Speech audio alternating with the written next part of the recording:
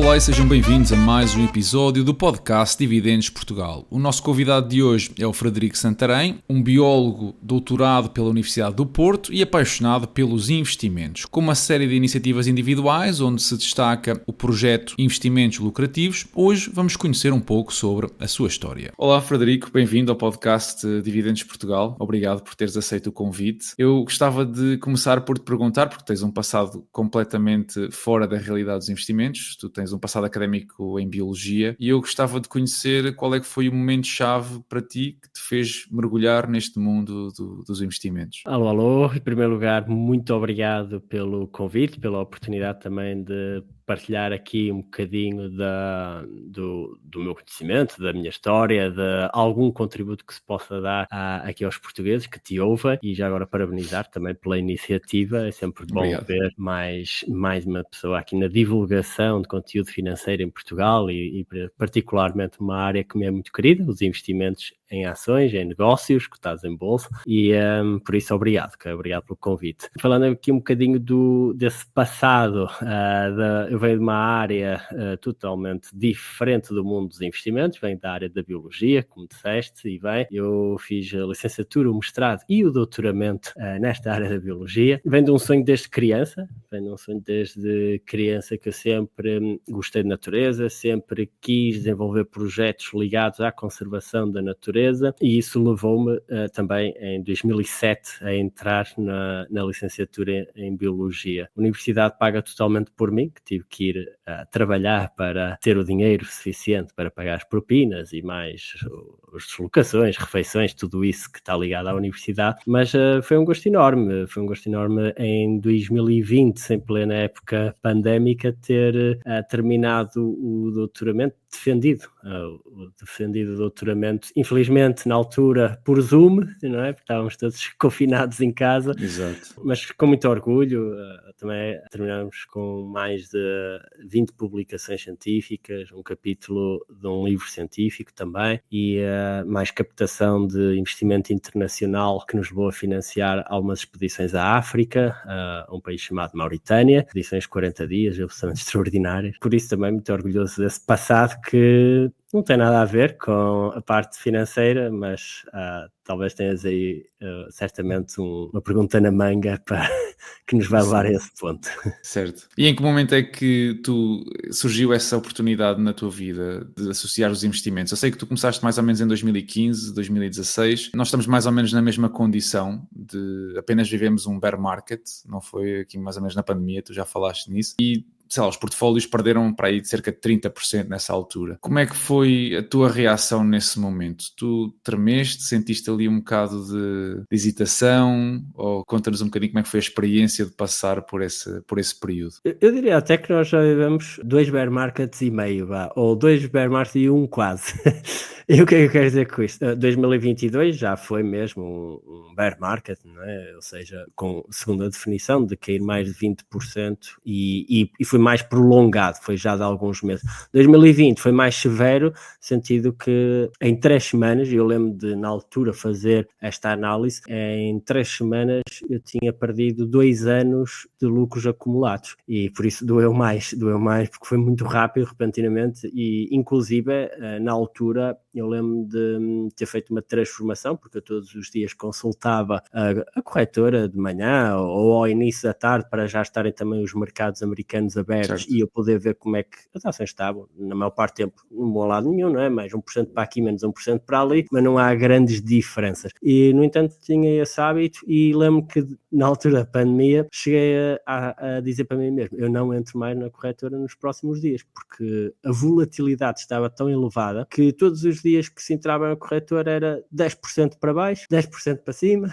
15% para baixo no dia seguinte. Isto mexe connosco, então eu decidi, é melhor não entrar todo na corretora durante alguns dias. Depois, a partir de finais de abril, início de maio, começou a acalmar um pouco mais, mas sentiu-se mais na pele, se calhar, esse 2020 do que até 2022, que foi mais prolongado o bear market e por isso houve mais calma no geral. Mas também o quase bear market foi no final de 2018, sem motivo aparente, não é? Sem uma pandemia, sem inflação alta, sem taxas de juros, sem nada. De repente, os últimos 3 a 4 meses, no final de 2018, os mercados, por muito pouco, que não fecharam em bear market. Eu lembro que intraday, não é? Num dos últimos dias de negociação, ainda chegou a ultrapassar os 20% de queda no índice SP500, mas depois fechou o dia positivo, então só faz, já não sei, 19,7% de queda ou assim, já não é considerado oficialmente bear market. Tecnicamente não cumpre os requisitos, não é? Exatamente, mas de qualquer das formas, isso vem. Agora, respondendo diretamente à tua pergunta de como é que uma pessoa se sente, do ponto de vista emocional, mais do que nos bear markets em si, eu acho que as maiores aprendizagens têm sido ao longo do tempo em ações individuais, em empresas individuais que uma pessoa vai aprendendo com os seus próprios erros. Esperançosamente, todo o investidor deveria aprender com os seus próprios erros. E isso permite também, perante um bear market, manter a calma, manter a disciplina, manter a consciência tranquila de que se está a fazer um bom trabalho e saber distinguir o trigo do joio, saber identificar os bons negócios e aproveitar até o pânico dos outros para gerar investimentos lucrativos, que é um mantra meu, é aproveitar o pânico dos outros para gerar investimentos lucrativos. E por isso, em 2022 isso foi feito, 2020 isso foi altamente feito, principalmente com o setor onde havia mais pânico, que era tudo o que era ligado a turismo, tudo que era a indústria da aviação, da náutica, restauração, tudo o que era de coisas de turismo online, como a Booking, a Airbnb, etc, estava tudo em saldo. E foi fácil, até admito hoje que foi se calhar demasiado fácil perceber que não ia ser o fim do mundo e ter ali investimentos a dobrar ou a mais do que dobrar no espaço de um ano. Não acontece todos os dias, mas em 2020 foi uma oportunidade de ouro para entrar num setor que, lá está, muito pânico generalizado e uns poucos a aproveitar esse pânico porque já tinham aprendido lições no passado que permitiram, então, nessa altura, acionar os mecanismos necessários e aproveitar esses momentos. E é isso que eu espero fazer numa próxima oportunidade, num próximo bear market. Vamos ver se acontece já para o ano. Tu falaste aqui nos erros e nessas experiências que temos que aprender com elas. Como é que a tua formação, se calhar académica não contribuiu muito, mas como é que as tuas experiências e esses teus erros moldaram a tua forma de investir, o teu estilo ou o teu perfil de investidor? Olha, eu por acaso até diria que a parte, talvez não académica, mas uma parte da universidade até me moldou bastante para o que sou hoje enquanto investidor, principalmente na parte da resiliência. E digo já, não é fácil estar 40 dias no meio do deserto a viver com outras 3 pessoas num jeep com mantimentos bem equacionados para 40 dias, bem racionados para 40 dias, ou seja, estás a comer comida em lata durante 40 dias e a viver 24 horas por dia com as mesmas 3 pessoas, não é nada fácil. Certo. Por isso também nos traz muita inteligência emocional, muita capacidade de gerir emoções que depois, se virmos bem, são transportadas para os mercados e trazem os seus benefícios. E depois, aqui em termos de experiências mais particulares nos mercados, lembro-me de algumas que me marcaram. E muitas vezes as pessoas acham que os erros vêm de perder dinheiro, vêm de investir aqui e ali e de repente ver o ativo a desvalorizar 30, 40, 50, 60, 80%. Os meus maiores erros não vêm daí. Okay? Para mim, os meus maiores erros não vêm de ter comprado um ativo e ele ter desvalorizado, mas vêm sim daqueles ativos que eu saí demasiado cedo, reconhecendo que eram empresas absolutamente excepcionais. Só dando aqui um ou outro exemplo para trazer a contexto. A Nvidia, que agora é tão falada nos últimos 2, 3 anos, não é? Tem cada vez sido mais falada. Eu sou aquela pessoa que em 2018 sai todo contente das ações da Nvidia com uns 20 e tal % de ganho, ok? Isso aí achar que era o maior, porque no espaço de, 10 meses eu fiz 20%, achava que era o maior. E foi um erro tremendo porque hoje em dia, o que é que... Ok, eu ganhei 20%, mas perdi mais de 800% daí para a frente. Ou seja, reconhecer que, como é lógico que em 2018 não se poderia sequer pensar em inteligências artificiais, etc. Mas, de qualquer forma, já era a empresa número 1 no seu nicho, já era uma empresa que tinha vantagens competitivas absolutamente extraordinárias e que estava muito à frente da curva face aos concorrentes. Eu estudei a empresa, eu conhecia bem a empresa, eu utilizava também, do ponto de vista consumidor, empresa, percebi as suas vantagens e mesmo assim resolvi vender com alguns ganhos. Lição aprendida.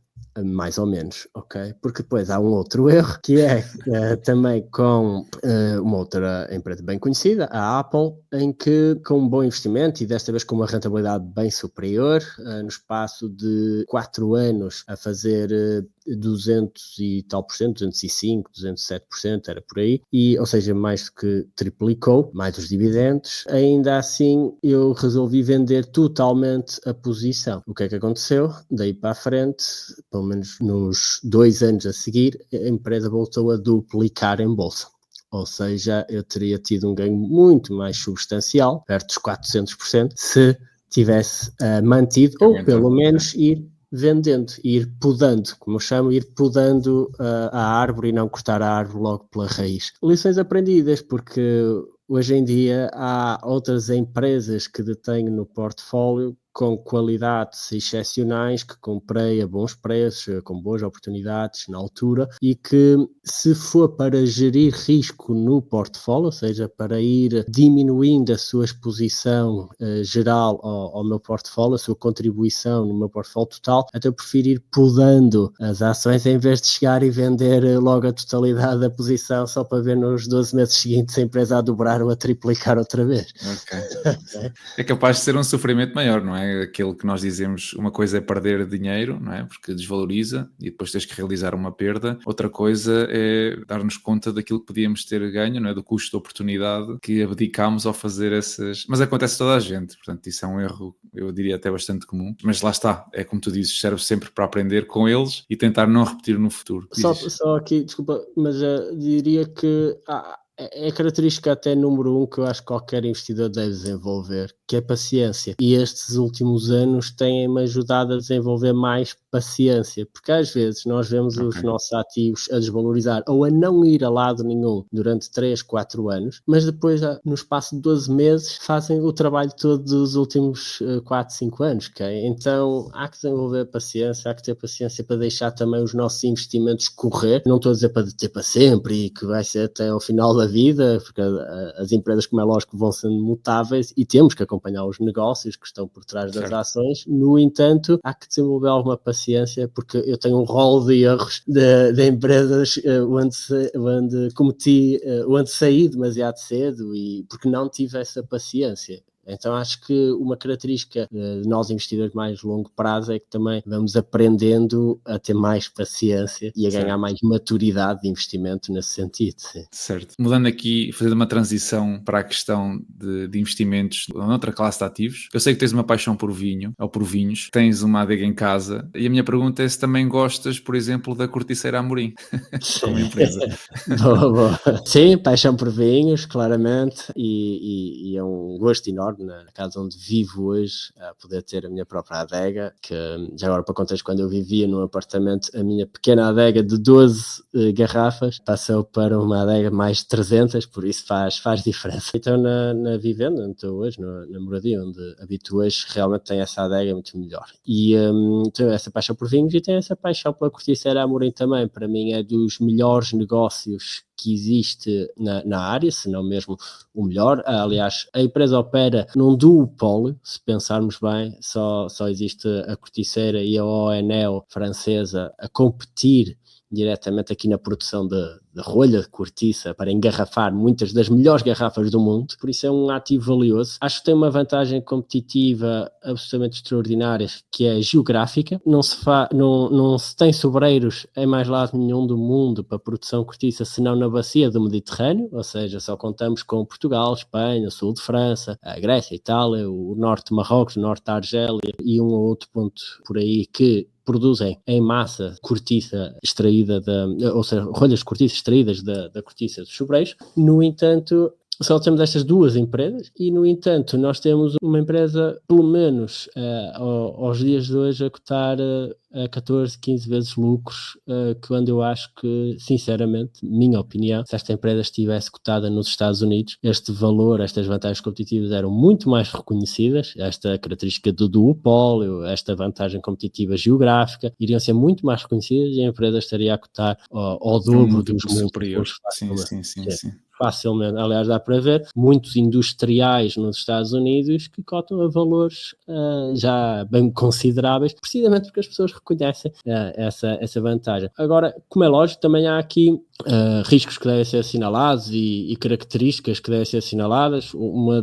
Eu acho que pelo menos 2 dos fatores que podem estar a condicionar uma melhor performance da Crescer Amorim em bolsa é, em primeiro lugar, a fraca liquidez, ou seja, há poucas ações em circulação, há pouco free float, como se diz em inglês, né? Há poucas ações em circulação, a maior parte das ações são detidas pela família Amorim, é a família Amorim que manda no negócio e muito bem, não queria ser eu a geri-lo nem por nada. Eu prefiro ser acionista e receber dividendos ao final do ano. Essa poderá ser uma das características-chave para esta performance mais fraca, e a outra tem a ver também com o facto de estar cotada em Portugal, ou seja, é pouco líquida, os investidores estrangeiros não são atraídos pela Bolsa Portuguesa. A Bolsa Portuguesa já foi muito dinâmica nos anos 80, inclusive superou o SP500 e tudo, mas na altura tinha dezenas e dezenas de empresas aqui em Portugal e agora não tem. Agora está fraquinha e os investidores internacionais também fogem a 7 pés.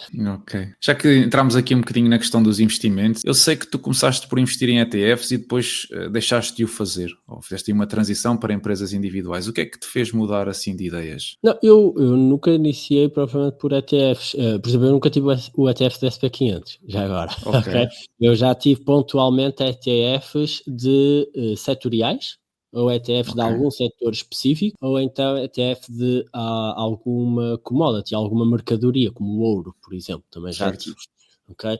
Do SP500 em particular nunca tive. Porque é que sempre fui para ações individuais? Por um lado, esta paixão, este gosto que eu tenho de estudar negócios e mesmo do ponto de vista particular, sempre que me reúno com algum empresário, gosto de explorar como é que opera o seu negócio, como é que é o seu modelo de negócio e trocar ideias e até contribuir com o que eu possa saber para que o empresário ou a empresária possa também moldar o seu negócio e também receber, não é? Receber feedback que possa ajudar o meu. Eu gosto de falar de negócios, ok? Falem-me de negócios à mesa e eu fico 6 horas seguidas sem me levantar a falar de negócios.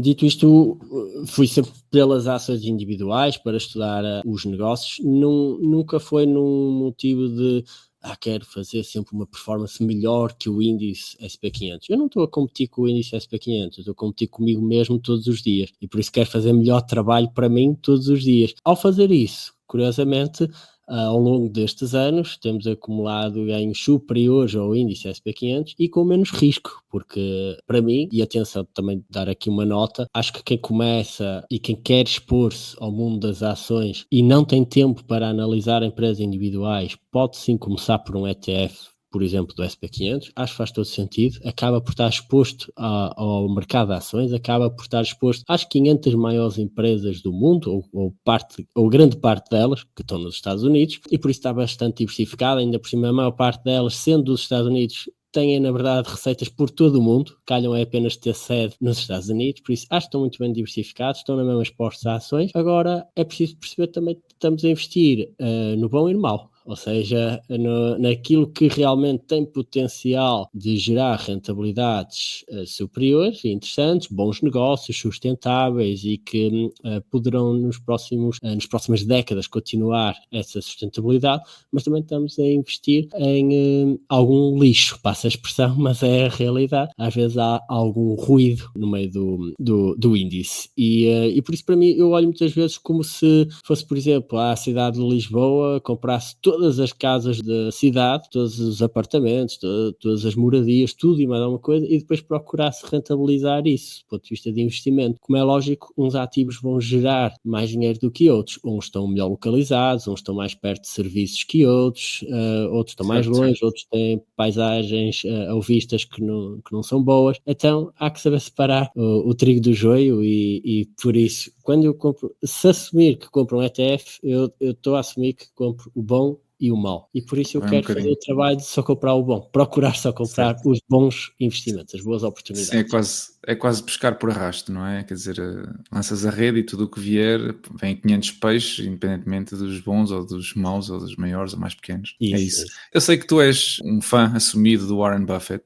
tu tiveste a oportunidade de ir à reunião e viveste essa experiência de ir à reunião da Berkshire recentemente. Sabendo o que sabes hoje, tu repetirias a experiência? O que é que tu podes contar? Que feedback é que nos podes dar dessa tua viagem? Não só repetiria, como já estou a procurar bilhetes para ir na próxima edição, ok? Até porque o senhor já vai com uma idade avançada. E ainda há bocado falávamos de erros, e um dos meus maiores erros foi não ter ido à reunião mais cedo, porque eu tive essa oportunidade e quando houve um ano que foi em 2023 que eu disse ainda não, e depois perdemos uma das pessoas-chave na reunião, que foi o Sr. Charlie Munger. Em 2024 fui, maio de 2024, foi uma oportunidade absolutamente extraordinária, por várias razões.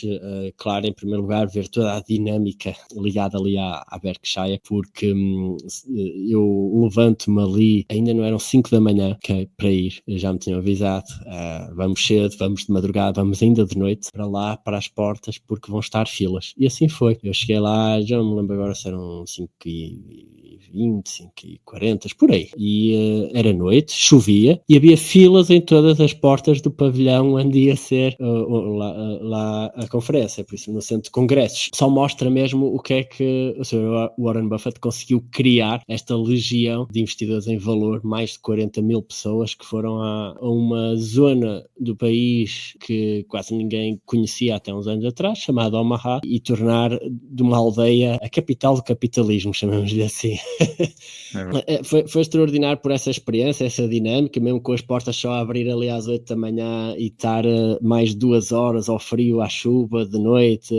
Estive com colegas do meu mastermind de investidores internacionais, que faço parte, e mais do que ver o Buffett mais de perto, tive também a oportunidade durante a tarde, nesse sábado, de estar numa ala do centro de congressos mais perto possível do Buffett, tirando a zona VIP, onde estão Bill Gates, Tim Cook, etc. Tirando essa parte, eu estava numa aula um bocadinho mais atrás. Para além dessa oportunidade de ouvir de uma forma diferente o Buffett, porque qualquer um tem hoje a oportunidade de ouvi-lo a partir do YouTube, mas é sempre diferente estar ali mais próximo. Eu considero que foi sobretudo as experiências à volta, porque durante este fim de semana, onde ocorre a Berkshire Hathaway, também ocorre uma série de outros micro-eventos associados à filosofia de investimento em valor, à escola de investimento em valor. Então existem 2 hotéis colados ao centro de congressos, um Hilton e um Marriott, com mais de 10 salas de reuniões cada um, e onde há sempre alguma coisa a ocorrer, de sexta até domingo. Por isso,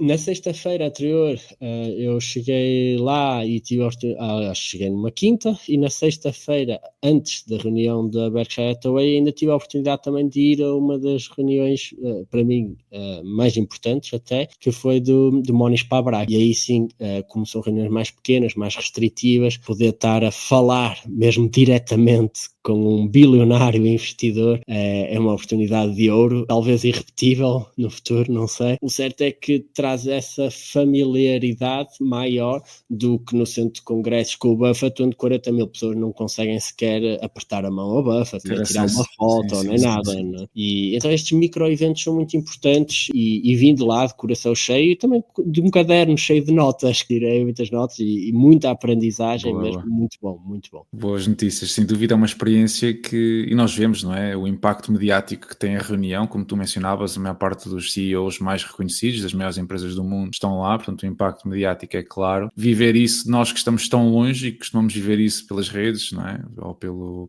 YouTube, pela televisão, é uma experiência que não está disponível a muitos, é uma verdade, e que importa também aqui dar algum feedback para que as pessoas percebam a dimensão do que se passa lá fora, com aqueles que são considerados as referências mundiais naquilo que nós fazemos, que é investir. É mesmo isso, e já agora para te dizer também, eu lembro-me agora, mal aterrei lá na cidade de Omaha, por isso eu fiz vários voos, foi Porto, Frankfurt, Chicago e Chicago, Omaha. E quando se aterra em Omaha, começas logo a viver o ambiente de investimento, toda a filosofia, a dinâmica à volta do Buffett, porque logo no aeroporto existem bibliotecas de livros que nós nem temos cá em Portugal, ligados à vida e obra do Buffett e do Charlie Munger. manga. Então eu logo ali no aeroporto já a fazer compras de alguns livros e é extraordinário o que se sente, não é? A atmosfera que tu vives ali à volta é fantástica. Qual é para ti o maior mito que existe sobre investir na bolsa? Ok, essa é boa. Eu diria que o mais óbvio, para aqueles que não investem, não é? Para aquelas pessoas que não investem, muitas vezes ouve-se dizer a bolsa é um casino. Então eu diria que esse é um dos maiores mitos que ainda opera, pelo menos na sociedade portuguesa, é que as pessoas associam a bolsa a um casino em que só alguns é que ganham. Tem sucesso, sim. A verdade é que nada poderia ser mais longe da verdade, porque investir em ações é investir em negócios, e quando as pessoas percebem verdadeiramente o significado disto, de investir em negócios, então mudam a sua perspectiva e passam a estudar o que é que faz de um negócio lucrativo a longo prazo e sustentável a longo prazo. E deixam a ideia de lado de que eu coloco aqui, que isto é tipo 1 euro milhões, que eu coloco aqui uns números e amanhã ganho e depois não ganho e depois... Não, isto não é assim, isto não é um casino. Em Portugal acho que ainda há muito esse pensamento, porque nós sabemos, não é? Quanto a literacia financeira ainda tem muito que ser trabalhada neste país. Somos um dos países da União Europeia com menor literacia financeira e também, sendo assim, não me admira tanto que algumas pessoas continuem a considerar que a bolsa é um casino. Eu acho que esse é mesmo o maior mito. Para mim é o número 1, as pessoas continuarem a achar que a bolsa é um casino. Tu tens aí umas palavras-chave na tua resposta: casino, literacia financeira, e eu queria introduzir o próximo tema a pensar um bocadinho nisto, que é, eu não sabia, mas descobri que tu não és grande fã de criptomoedas. E portanto eu queria perceber se existe aqui alguma razão especial para esse facto. Eu não é que não seja fã das criptomoedas, simplesmente neste momento não tenho investimento algum em criptomoedas. Eu acredito muito na tecnologia que está por detrás das criptomoedas, ou seja, sou um defensor sim da criptografia. Parece-me que é uma tecnologia interessante que veio para ficar e que pode trazer alguns ganhos interessantes, tanto principalmente na indústria financeira. No entanto, eu também já tive investimentos em criptomoedas, principalmente as duas principais, Bitcoin e Ethereum, lá atrás em 2017, e até cheguei a estar exposto a elas a partir de ETNs, que são Exchange Traded Notes, na altura umas notas estruturadas que estavam negociadas na Suécia e que dão a exposição direta a estes ativos. Agora, a minha questão tem sido desde 2017 para a frente que se eu não entendo, eu não estou lá. Ou seja, nós podemos ganhar dinheiro com muitas coisas na vida e como há bocado falávamos em vinhos, por exemplo, eu também ganho dinheiro com vinhos, mas há pessoas que não percebem nada da indústria dos vinhos e não ganham dinheiro com isso e está tudo bem, nós não temos que investir todos no mesmo sítio. Eu também não percebo nada de arte, jamais conseguiria investir bem em arte, porque há quadros que as pessoas compram por centenas de milhares ou mesmo milhões de euros e eu se calhar não daria 5 euros por aquilo. Há pessoas que sabem muito sobre relógios, ou seja, dá para investir em muitas coisas. O que eu não sei, o que eu não percebo, eu estou fora. E nas criptomoedas é isso. O meu sentimento, até há pouco tempo, agora tem sido moldado um bocadinho, mas até há pouco tempo foi maioritariamente parece a corrida ao ouro, em que quem ganhou mais dinheiro não foi quem foi cavar com as pás para aqueles terrenos inóspitos. Foram os vendedores de paz. Por isso, quem ler, quem estudar sobre a corrida ao ouro nos Estados Unidos vai perceber algumas associações com aqui o mundo das criptomoedas, em que nós tivemos muitas criptomoedas a serem lançadas, a fazerem as suas ICOs, ofertas iniciais, e sem fundamentos, quer dizer, não há forma de justificar o valor que algumas obtinham ao longo do tempo. Ou seja, quem está a ganhar mais dinheiro, na verdade, é quem lança a moeda, muitas vezes, e não propriamente aquele que investe na Bitcoin e que vai dos 50 mil aos 100 mil euros. Como é lógico, não deixa de ser um ativo interessante para ganhar dinheiro. E se estamos a investir, o objetivo primário é nós ganharmos dinheiro, seja com o ativo A, B ou C. Atenção, não sou contra as criptomoedas. Só acho é que foi uma autêntica corrida ao ouro, muita hype, ou seja, muita gente a falar sobre o tema, traz muito interesse, acontece, e estudando as euforias do passado, estudando a história financeira, traz muitas similaridades a outros períodos que acabaram em lágrimas. Espero que não, espero estar eu errado, e quem investe em criptomoedas estar muito bem de saúde financeira. Não se preocupem que eu também estou com os meus investimentos, com as ações, com os vinhos, seja o que for, mas pronto, é sempre um alerta para, como em tudo, as pessoas reconhecerem os riscos, as oportunidades de ganhos, mas também os riscos, e saber em que é que estão a investir, não colocarem o seu dinheiro todo em algo que não compreendem. É mais essa a mensagem. Eu já te ouvi dizer, não sei se foi noutro podcast ou se foi em algum episódio no teu YouTube, e eu até concordo contigo nisto, que é mais difícil encontrar oportunidades de investimento nas grandes empresas, porque pronto, são seguidas por inúmeros analistas e as ineficiências de mercado são mais difíceis de encontrar. Isto significa que o teu grande foco são as small e as micro caps, são as empresas de baixa capitalização? Não propriamente, eu sou muito oportunista ou situacional, se quisermos, ou seja, estou à procura num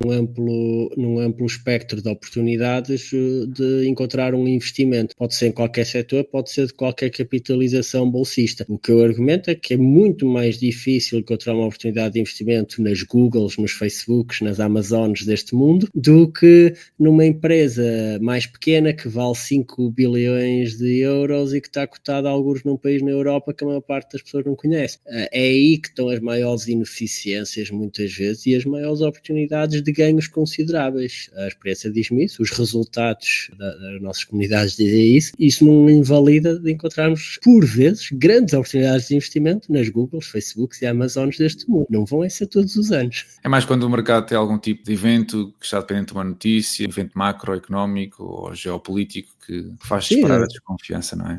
Exatamente, por exemplo, o meu investimento em Meta Platforms, na altura chamava-se Facebook, começou em 2018 depois do escândalo da Cambridge Analytica, ou seja, foi um evento muito particular para aquela empresa e que eu disse, a impressora de dinheiro continua lá, simplesmente os investidores estão em pânico agora por causa de uma notícia externa, e foi aí que eu comecei a investir na empresa, e outros casos seguem. Quando fazes um investimento numa empresa, como é que tu decides se vale a pena investir nela? Ou se quiseres, quais é que são os critérios de qualidade que tu usas para escolher as empresas em que investes? Sim, nós procuramos sempre, como é lógico, ver as vantagens competitivas que a empresa tem, desde vantagens de custo, desde vantagens geográficas, desde operações que mais ninguém faça, cota de mercado que tenha, normalmente são reveladores de empresas que operam ou em monopólio ou em duopólio ou com poucos players no mercado. Há várias situações. E depois, como é lógico, olhar para os fundamentos da empresa, perceber como é que o negócio é gerido, qual é o modelo de negócio, como é que são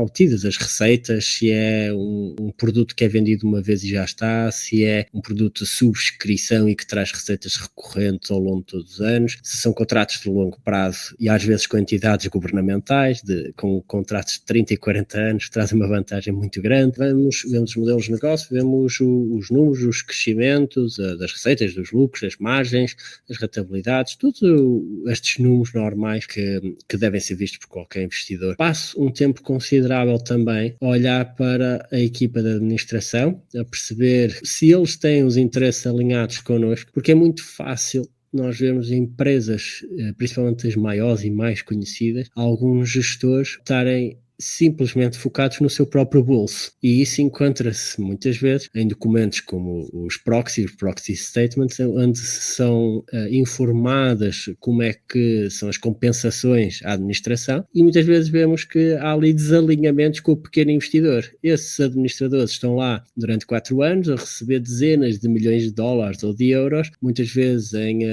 opções ou em ações convertíveis, etc., e que, ainda para mais, estão ligadas a indicadores de performance em bolsa e não indicadores de performance operacional do negócio. Então eu passo muito tempo a olhar para a equipa de administração e para os riscos da empresa, que eu acho que é dos capítulos mais negligenciados pelos investidores e é dos mais importantes. Ainda há bocado falávamos sobre riscos, não é? E sobre a identificação de perdas que se teve e aprendizagens que se teve com esses erros que se cometeu, e vem muitas vezes de não reconhecer os riscos que incorrem sobre aquela empresa em particular ou sobre aquele setor em particular. Então nós precisamos estar consciencializados disso, porque isso ajuda-nos a moldar a posição no portfólio, até quanto é que nós queremos estar expostos àquela empresa, ou se tem que ser uma empresa mais pequenina no nosso portfólio, precisamente porque o risco de perda é muito maior.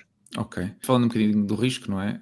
Um dos riscos é o risco cambial. Eu sei que tu tens empresas americanas e chinesas. Tu tens alguma estratégia de proteção da desvalorização cambial ou é uma coisa que tu abdicas Não, completamente? eu não o faço, e já agora também tenho noutras moedas, inclusive empresas polacas, por isso a exposição ao zloty e outras moedas. Eu não o faço porque essas empresas em si já fazem, e a hedging já fazem por si, já têm diretores financeiros a fazer essa proteção por nós, como é lógico, e por isso são bem mais competentes do que eu para fazer essa proteção cambial. Para todos os efeitos, como eu invisto, sobretudo focado no longo prazo e quero ter investimentos ao longo de anos, não estou preocupado se num ano uma moeda desvaloriza face a outra 10% e depois sobe mais 10% dali a 2 anos, ok? Não é aí que eu estou focado. E tu, quando fazes uma análise de uma empresa, para além da análise fundamental, dos relatórios, da equipa de gestão, da compensação dessa equipa de gestão, tu usas análise técnica para abrir uma posição ou ficas pela análise funcional e depois a um preço que tu consideres intrínseco abres a posição? Sempre só fundamental. Eu olho para os números e também olho para a qualidade da empresa. Mas lógico que é mais difícil aferir a qualidade da empresa do que olhar para números que vêm de quantidade e não qualidade. Um é matemático, o outro é mais subjetivo. Agora, a parte da análise técnica eu não faço de todo. Cheguei a estudar algumas coisas no início e vi que para mim não fazia sentido, parecia pura adivinhação, então eu ponho um ponto aqui, ponho um ponto ali, traço uma linha e então infiro que dali vai cair, que dali vai subir, etc. E eu sempre achei curioso porque depende muito de onde é que tu coloques esses pontos e desenhas as tuas linhas no gráfico, depende do horizonte temporal que estás a considerar. E tendo eu trabalhado com milhares de dados ao longo da faculdade, sei muito bem como manipular dados facilmente e muitas vezes pelo espectro temporal é possível nós manipularmos os dados a nosso favor e querermos encontrar uma história que vá de encontro àquilo que nós queremos dizer. À narrativa. À narrativa, exatamente, para justificar a narrativa. Ok. Tu tens, nos teus investimentos, eu não sei se o teu portfólio é público ou não, eu pessoalmente não conheço, mas tu tens algum impedimento moral ou ético de investir em algum tipo de empresas ou de ativos? Sim. Não invisto em empresas que fabriquem armas, ou seja, que possam tirar a vida a outros. Não invisto em empresas petrolíferas também, uma escolha minha de há muito tempo por causa destas questões de conservação da natureza, e eu utilizo também combustível no meu dia-a-dia e produtos derivados de petróleo, etc., mas foi uma seleção minha, uma decisão minha, exatamente. E por isso tudo seja armas, não, e também o petróleo não. E mineiras também não. Ok. O teu portfólio, não sei se tu podes partilhar, tens mais ou menos quantas empresas neste momento? Tens Neste número ideal ou...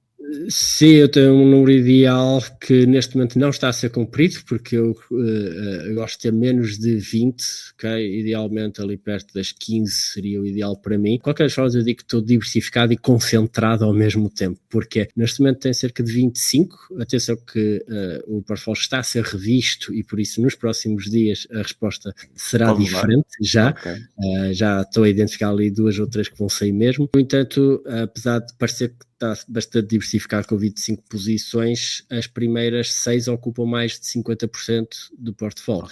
E a primeira ocupa quase um quarto, por isso estou bastante concentrado. É uma concentração já significativa, digamos assim. Isso. Expectativas para 2025, o que é que tu achas que podemos ter em relação ao S&P 500? Achas que podemos ver uma correção ali na casa dos 15%? Estás mais otimista? Achas que não vai acontecer? Tens assim alguma expectativa que possas partilhar connosco? Sim, eu costumo dizer que a minha bola de cristal está sempre variada, não é? Partiu há muitos anos e nunca a consertei. É-me difícil dizer exatamente o que vai acontecer e não gasto muito do meu tempo a tentar prever o que vai acontecer no ano seguinte.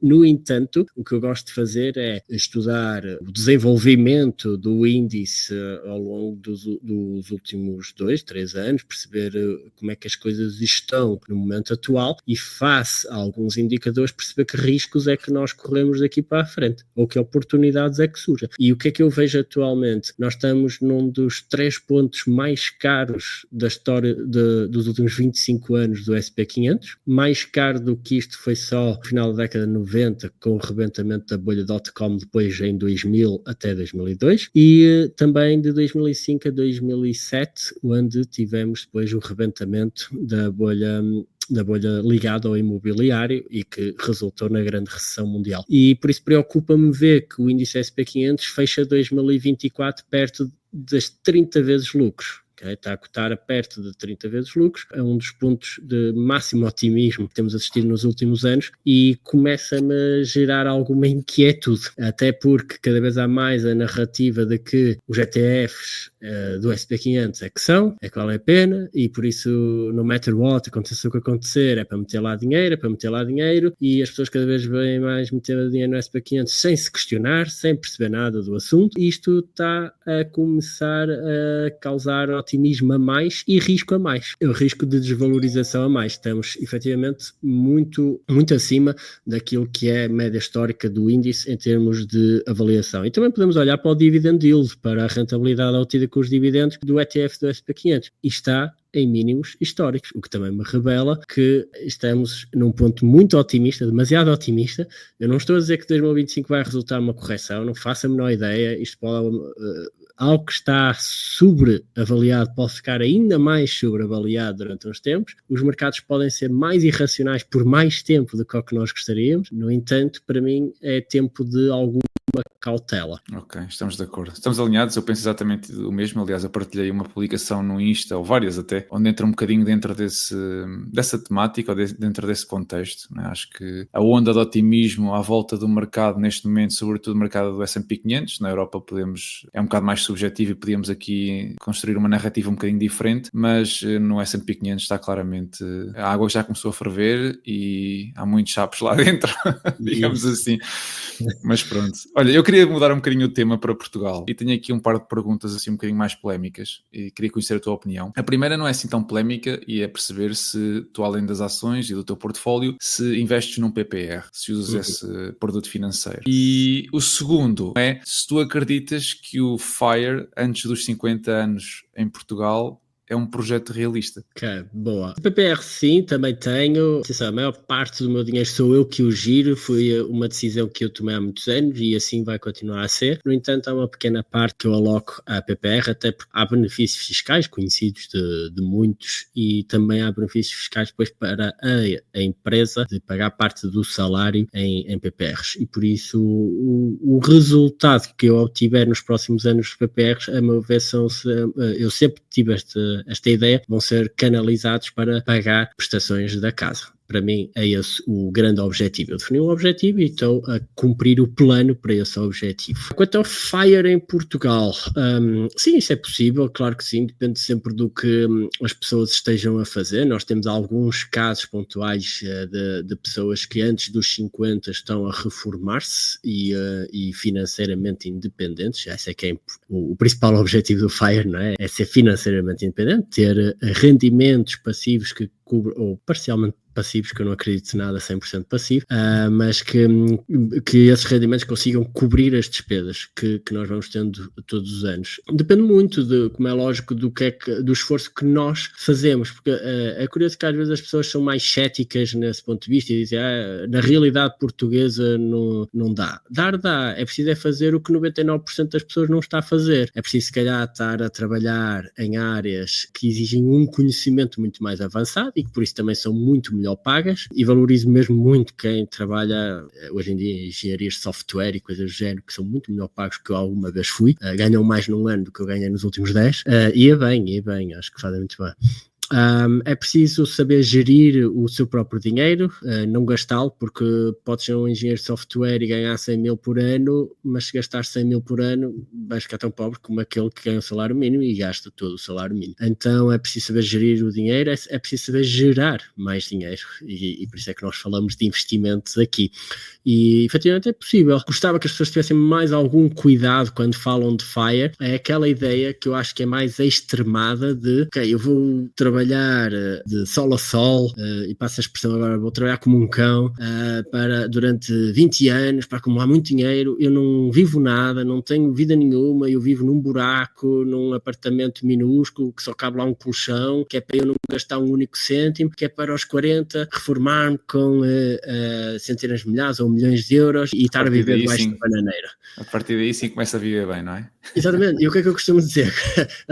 Ok, então faz isso, vive como um erudito, vive no tempo das cavernas, à vontade, e quando chegares aos 40 estás a gastar o dinheiro todo que acumulaste em antidepressivos, porque entretanto já partiste a vida toda. Eu acho que não é vida, ok? Acho que isso não é filosofia, como é lógico, há depois outras situações do FIRE mais moderadas e que eu sou o defensor disso. Eu sou o defensor que tudo bem, se puderes reformar-te mais cedo, falo, não deixes de trabalhar, não deixes de investir nos teus próprios projetos que contribuam para a sociedade, porque no fim de vida a tua contribuição é que vai ditar a maior liberdade financeira de todas, é quando nós contribuímos para os outros. Não, estou de acordo contigo, apesar de, relativamente à realidade ou ao contexto português, divergirmos de opinião. Eu acho que para quem tem essas profissões melhor remuneradas, tem claramente uma vantagem sobre, digamos, o português médio, não é? Que ganha 1.200 euros ou 1.300 euros, que acho que é a mediana salarial neste momento, 1.400 euros por aí. Quem ganha bem tem uma clara vantagem, mas eu diria que para a grande realidade dos portugueses, sem abdicar de muito aquilo que é o bem-estar diário, não é? De poder ir jantar fora, celebrar algum tipo de evento, poder ir passar férias, esse tipo de coisas, atingir o FIRE antes dos 50, com um ordenado de 1.500 euros e querer viver a vida, não vou dizer cheia de luxo, mas pelo menos com algum tipo de benefícios, não é? De experiências interessantes, é muito difícil, muito difícil. Nós temos exemplos na comunidade, aliás, são bem conhecidos, mas estamos a falar para aí 2%, 5% no máximo das pessoas porque efetivamente ou tiveram um bom avanço inicial, tinham já um património considerável e conseguiram rentabilizar isso e tomaram boas decisões, ou começando do zero, com um emprego na casa dos 1.500 euros, em 20 anos é muito difícil. Eu acho, é a minha opinião, mas lá está, as opiniões são de cada um e eu respeito a tua e acho que concordo em parte. Eu tenho sempre este cuidado de perguntar às pessoas porque gosto de ouvir também a percepção do outro lado, porque acaba por ser um bocado a percepção, não é? Tu olhas um bocadinho à tua volta e vês o que é que as pessoas estão a fazer, depois formulas a tua opinião um bocadinho a partir daí, não é? Sim, e atenção, eu não estou a dizer que é fácil, se fosse fácil toda a gente o fazia, eu estou mesmo a alertar que é situacionalmente difícil, face à situação portuguesa, é muito desafiante e por isso é que só alguns também estão dispostos a fazer o esforço que é necessário. Eu não digo sacrifícios, mas o esforço que é necessário. Eu também sei o que é ter mais do que um emprego. Em 2015 eu tinha 3, foi isso que me levou ao investimento, porque estava a trocar o meu tempo por dinheiro, estava a trocar a minha saúde por dinheiro. Não estou a convidar as pessoas agora a ir acumular empregos, mas se calhar ajuda a ganhar mais do que os 1.500, 2.000, 2.500, seja o que for, ok? Todas as pessoas para procurarem ver se vale a pena empreenderem. Certamente que têm alguma área que gostam mais, algum conhecimento que podem partilhar, algo que sabem fazer que outras pessoas não sabem fazer e que a sociedade precisa, então as pessoas podem empreender também. Vai ser difícil, claro que vai. Tudo que vale a pena nesta vida é difícil, seja nas relações, seja nos investimentos, seja nas nossas profissões, na nossa saúde. A saúde não é difícil. Temos de tomar decisões difíceis todos os dias, que é eu vou levantar uns pesos ou vou correr todos os dias, é difícil. Aguentar 1 hora a correr ou 1 hora a exercitar-me todos os dias é difícil, mas também é difícil chegar aos 60 anos sem saúde, estar a desenvolver doenças que se calhar muitas vezes já estão em estágios que nem dão para ser curáveis. Pois. Todos os dias temos de tomar uma decisão e todos os dias temos de tomar uma decisão difícil, mas há resultados que vêm daí. Por falar em decisões difíceis, que corretor é que tu usas? Eu tenho 2, eu opero com 2 essencialmente, uma é Interactive Brokers e a outra é DEGIRO. Eu iniciei pela DEGIRO há uns anos atrás e mais tarde é que também adicionei Interactive Brokers. Confio nas duas, são as duas também cotadas em bolsa, ou seja, têm os livros abertos, nós podemos ver as contas das empresas, perceber como é que o negócio vai e, como é lógico, depois há aqui alguns pontos particulares de uma e de outra que trazem mais vantagens e outros mais desvantagens. E por isso estou satisfeito com as duas. Ok. Não queria fechar o podcast, aliás, sem falar um bocadinho sobre as tuas iniciativas online. Uma delas é os investimentos lucrativos. A Bolsa é um dos cursos que tu tens ou que disponibilizas online. O que é que te levou a criar esse projeto? E explica-nos um bocadinho em que é que consiste. Boa. Em primeiro lugar, o facto de querer criar algo que eu próprio desejava ter lá atrás, porque eu quando comecei a estudar este mundo dos investimentos, em Portugal ninguém falava praticamente sobre o assunto, e muitos dos players só apareceram depois da pandemia. Eu estava já a estudar desde 2015, 2016, já andava nesta área e não havia praticamente ninguém a falar de investimentos em Portugal, muito menos formações, nem conhecimento gratuito com vídeos na internet, nem nada, nem também formações. Então eu próprio criei aquilo que eu desejaria ter tido no passado e isso tem ajudado as pessoas. Por isso esse foi a primeira formação que fizemos na área, os investimentos lucrativos na Bolsa, o ILB, e que depois também expandimos para um serviço de análise de ações, o IEL Elite Pro, onde eu passo a maior parte do meu dia, onde eu dedico a maior parte do meu dia a servir as pessoas com análise a empresas, e depois também um programa de mentoria, o programa de acompanhamento mais personalizado, que é o IEL Academy, que é uma academia financeira. Já trabalhamos mais para lá dos investimentos, já tudo que seja da esfera das finanças pessoais e do empreendedorismo, de finanças familiares, etc, etc. Todos estes programas foram desenvolvidos para dar resposta àquilo que eu também procurava há uns anos atrás e não tinha, ok? E que tive que procurar lá fora. Muitas das formações que eu fiz foi lá fora, umas presenciais, outras online, mas eu quero sempre trazer esse melhor conhecimento que se faz lá fora e os investimentos da forma que melhor se fazem lá fora, quero trazer para Portugal, para a realidade portuguesa, para ver se aumentamos a literacia financeira, se melhoramos a vida dos portugueses, se realmente contribuímos financeiramente para o crescimento dos portugueses. Ok, boa, boa. Um desses eventos, aliás, tu realizaste algo recentemente, no mês passado, se não estou em erro, o SMIC, o Stock Market Investing Conference, não foi? Como é que foi a experiência? Foi o primeiro evento que tu realizaste por ti próprio ou já tinhas feito assim alguma coisa no passado? Nós já tínhamos realizado 3 eventos para a nossa comunidade, que nós chamamos a comunidade lucrativa, porque toda a ideia do lucrativo vem do meu projeto, não é? Investimentos lucrativos na Bolsa. Eu despeço-me sempre das pessoas com saudações lucrativas, um forte abraço lucrativo. Também aqui nós tínhamos já desenvolvido 3 eventos fechados à comunidade lucrativa. Este foi o primeiro evento de 3 dias, 100% dedicado a ações que nós realizamos em Portugal e que já abrimos a outras pessoas de fora.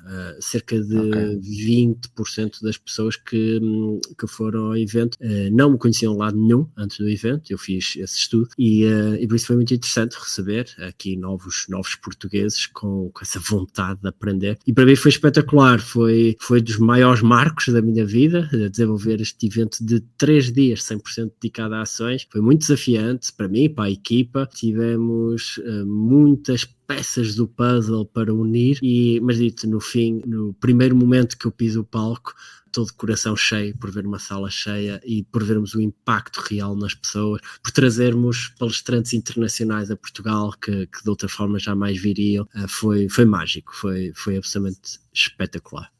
Excelente, excelente. Pronto, e agora para terminar, eu acho que podíamos passar aqui então à componente das redes sociais, onde é que as pessoas te podem encontrar e seguir nas diferentes redes, se quiseres partilhar. Eu sobretudo uso YouTube e Instagram. Nós estamos em todo lado, mas as plataformas onde estamos com mais alguma frequência é o Instagram, com conteúdos praticamente diários, e o YouTube com conteúdos numa ordem mais mensal. Por isso, vídeos mais longos, vídeos mais curtos, imagens, mas estamos aí. Vou respondendo a algumas questões, volta e meia também no Instagram, e como é lógico, para aqueles que ainda gostam mais do Facebook, também lá estamos, ok? E noutras redes vamos operando. E podem me encontrar procurando por Frederico Santarém, porque é um nome raro, que eu saiba, ninguém em Portugal tem este nome. Foi o melhor investimento que a minha mãe fez, foi dar-me este nome.